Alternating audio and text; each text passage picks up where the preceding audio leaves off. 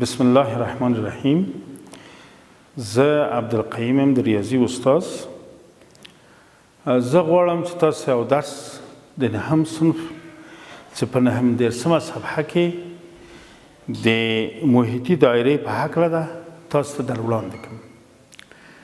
هیله ده چې له دې څخه یو څه استفاده وکړئ. ښه، ډېرو محترمو، څنګه چې منګه محیطي دایره څه ته وایي یا محیطي مزله څه ته وایي؟ هغه محیطي مزله هغه ته وایي چې له راسونه یوه دایره تېره شي. مزله که چېرې موږ دغسې یوه دایره رسمه کړو په دې شکل، یوه دایره که رسمه کړو چې تېره شي، البته له هرې مزلې نه دایره نه تېرېږي، مګر دغه ته محیطي دایره وایي، یعنې راسونه د مزله په محیط دایره کې واقع وي. همدغسې یو مثلث که موږ ولرو، که چیرې له دایره له څلورو کونجو، البته مثلث ته حتما له څلورو کونجو چې هر قسم مثلث وي، منفرج الزاویه وي، حادث الزاویه وي، قایم الزاویه وي، له څلورو کونجو یو دایره تېرېږي چې دې ته محیطي مثلث وایي. محیطي یعنې مثلث داخل کې اطراف کې یو دایره وي، دې ته محیطي مثلث وایي. او خپله مثلث هم یو مزله ده، مګر له منظمو مزلو نه یو دایره تېرېږي، له غیر منظمو نه نه تېرېږي. خو یوه څلورزولي هم یو مزله ده. له دې نه کېدای شي چې یو مزله یوه دایره تېره شي، کېدای شي تېره نه شي. له هغې څلورزولي نه چې له څلورو کونجو یوه دایره تېرېږي، هغې ته مرسوم په دایرې یوه څلورزولي وایي. او مقابله زاویې 180 درجې دي. که چېرې موږ داسې ولرو، دغه یوه څلورزولي ده، که له دې ځای نه دایره تېرې شي، موږ دې ته مرسوم په دایرې، دا مسله مرسوم په دایرې ده، دغه مجموع د زاویې د مقابل 180 درجې دي. الفا جمع بیتا 180 درجې او گاما جمع تیتا هم 180 درجې. که دایره تېره ساله څلورو کونجو وي، دې ته مرسوم په دایرې وایي چې دا زاویه جمع دا زاویه 180 دا زاویه. که چېرې موږ داسې یوه چهارزولي ولرو، فرضاً دا چهارزولي ولرو چې دغه زاویه جمع دا زاویه، زاویه د یو جمع زاویه د دوه 180 شوه، او دا درې او دا څلور، زاویه د درې جمع زاویه د څلور هم 180 شوه.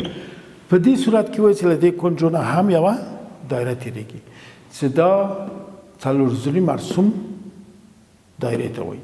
مګر مثلث کې حتما له دریو کونجو یوه دایره تېرېږي. هر نوع مثلث دي، یوه دایره پیدا کېدای شي چې موږ یې رسم کړو او له څلور کونجو څخه یې موږ دایره تېره کړو. ښه، دلته موږ دې ته دایره د محیطي د مثلث وایي چې په دې شکل موږ کولی شو چې دا رسم کړو. ښه، شعاع د دایره د محیطي موږ کولی شو له زلو د مثلث ته شعاع د دایره د محیطي پیدا کړو چې دلته دغه موضوع په لسم صنف کې بیا تکرار راغلی. هلته لږ سره زیاته نوشته شوې چې دایره د محیطي او شعاع د دایره د محیطي او محیطي څرنګه پیدا کېږي. ښه، دلته یو سوال راغلی په دې قسمت کې، یو مثلث د قایم الزاویه داسې رسم کړئ. مثال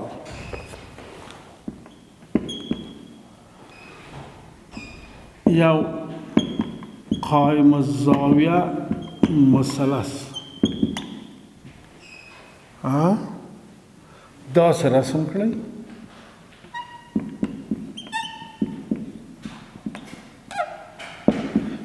رسم کړئ چې قائم زله یې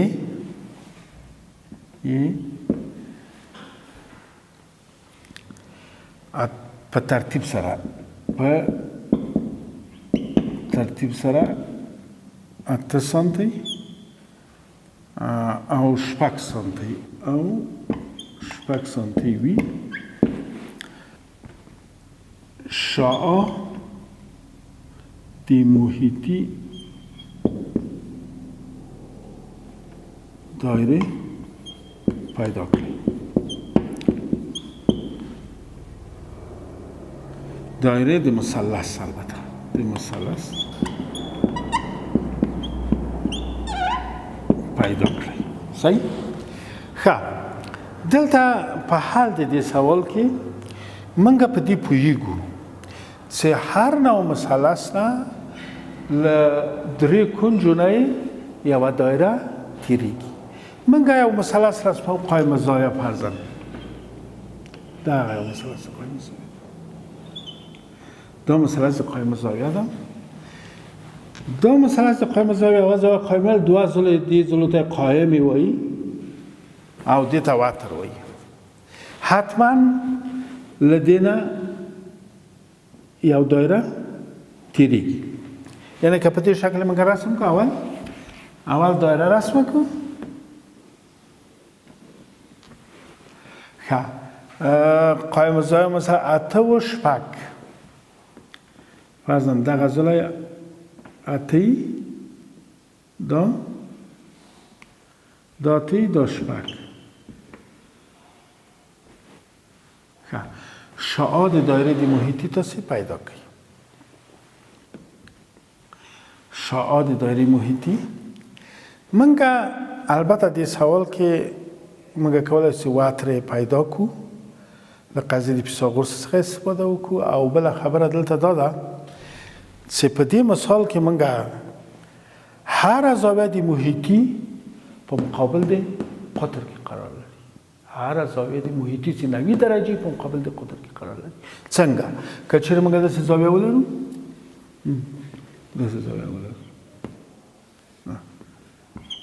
دا زاویه چې 90 دا زاویه چې 90 دا قوس مقابل څو ده زاویه د محیطي ده او ثلاثیه ده. خیر زاویه دغه زاویه څو ده دا هم یو ثلاثیه ده زاویه د مرکزی ده. ښه وقت زاویه د مرکزی سوه حتما دا یو مستقیم خط ده چې مستقیم خط ده چې له مرکزه تیریږي. ځکه که موږ داسې شکل ولرو دلته زاویه ولرو دا زاویه د مرکزی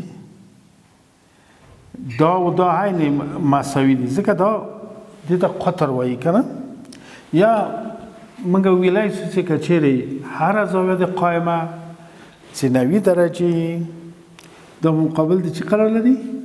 مقابل د قطر کې قرار لري. یا که برعکس د کار وکړو دغه زاویه څو درجې ده؟ یو ثلاثیه درجه ده. یو ثلاثیه دا هم یو ثلاثیه زاویه مرکزی دا څو کېږي؟ 90. پس دا چه ده؟ قطر ده. صحیح؟ هر زاویه مرکزی چې مقابل ده 90 درجه زاویه محیط مقابل د قطر کې حتما دلته چه ده؟ شعاع ده. دغه هم آر ده دغه هم آر ده. دغه ته شعاع د محیطي د دایرې وایي. دا نوشته کوو چې دا کېږي 2R وتر مربع قضیه د فیثاغورس وایي مثلا که مربع د اضلاع د قایم اضلاع مربع 8 مربع جمع 6 مربع دلته دا کېږي 4R مربع دا کېږي 4 شپېته 6 دېرش څلور اور مربع مساوي کېږي لاس دا کېږي سل اور مربع مساوي کېږي سل په تقسیم د څلورو هر عدد چې دوه صفره ولري هغه په دوو پورې قابل تقسیم کېدای شي څنګه یو څلور څلور دوه څلور اته دلته پاتې شو دوه پنځه څلور شل اور مساوي کېږي څو وبخښئ اور مربع مساوي کېږي څو پنځه ویشت اطراف نه جذر نیست اور مساوي کېږي جذر دی مثبت منفي پنځه ویشتو دلته اور مساوي کېږي څو پنځه سره منفي نه نیسو ځکه چې اوږدوالی شا پیدا شوه پنځه ښه په دې مثال کې موږ ویلي وو که یو مثلث قایم زاویه راکړل سوی وي قایم زلې درکړي وي تاسې چې له دې مثلث نه هر مثلث نه یوه دایره تیریږي له درې کونجو نه دا ثبوت شوی مثلا یو دایره هم له دې نه تیره کړه او دلته بله موضوع چې هغه زاویه چې په محیط کې ده هغه په مقابل د قطر کې قرار لري زاویه د محیطي چې 90 درجه مقابل د قطر کې قرار لري که مقابل د قطر کې قرار لري هغه محیطي ده ځکه دا یو سل اتیا کېږي دا زاویه دا هم یو سل اتیا ده دا زاویه هم یو سل ته دا 90 کېږي په دې خاطر دا مقابل د قطر کې قرار لري په دې سوال کې له فیثاغورس قاضي څخه چې په اتم سون کې موږ په کار کړی له فیثاغورس قاضي نه استفاده وکړه محیطي شا موږ دلته پیدا کړه ښه نننی درس همدلته پای ته ورسېد د محیطي دایرې په هکله مو یو څه نه څه وویلې هیله کوو چې یو څه اخیستي وي او درس همدلته پای ته ورسېده دلته یو تمرین ده چې په تمرین کې په 40مه صفحه کې دي دوه سواله دي چې په دې دوه سوالو تاسو کار وکړئ په همدې مورد کې دي او تاسو دغه سوالونه حل کړئ درس دلته پای ته ورسېده په مخامخه به آینده کې محیی دایره د محیی ولولو